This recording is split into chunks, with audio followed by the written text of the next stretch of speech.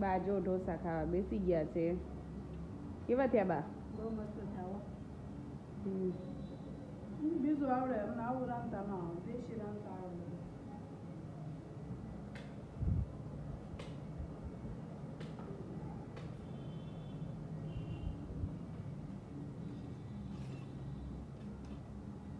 દાળ બહુ મસ્ત છે, પેપર એ મસ્ત છે.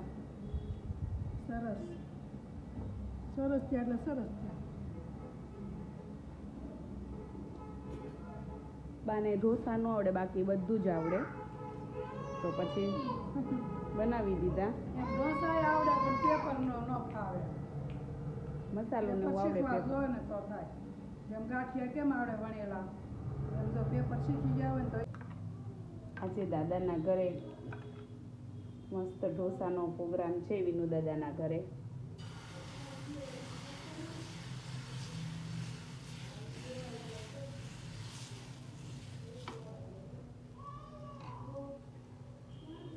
બહુ જ સરસ થયો છે.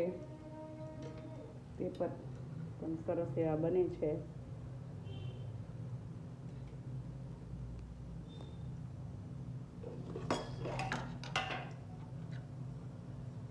મસાલો બનાવ્યો છે સરસ એવો.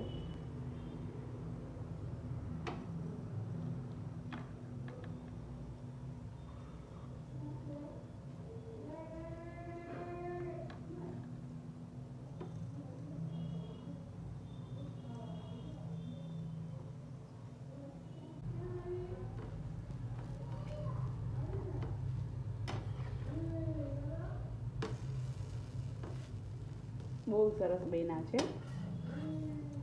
3 વાટકી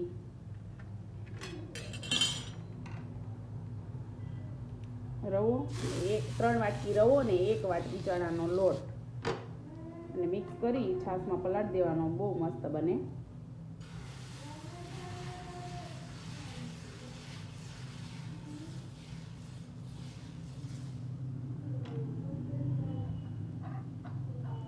તમે જોઈ શકો છો 1 નંબર ઢોસા બની રહ્યા છે.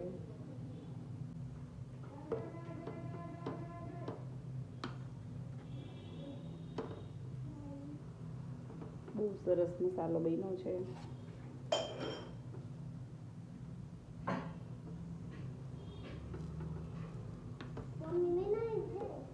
મમ્મી બનાવે છે.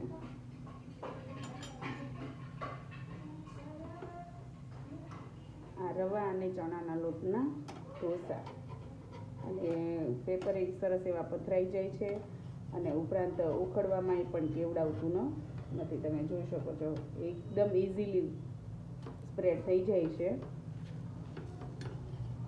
કોઈ જાતનો ઇસ્યુ આવતો નથી.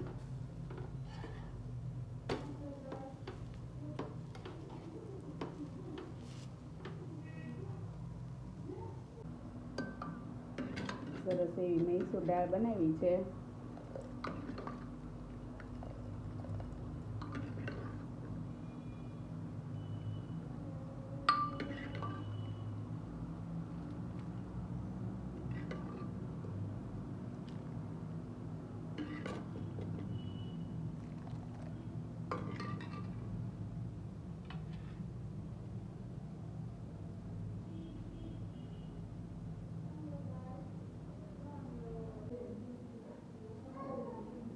ચલો, સરસ એવા ઢોસા ડાઇનિંગ ટેબલ ઉપર આપણે ખાવાના છે.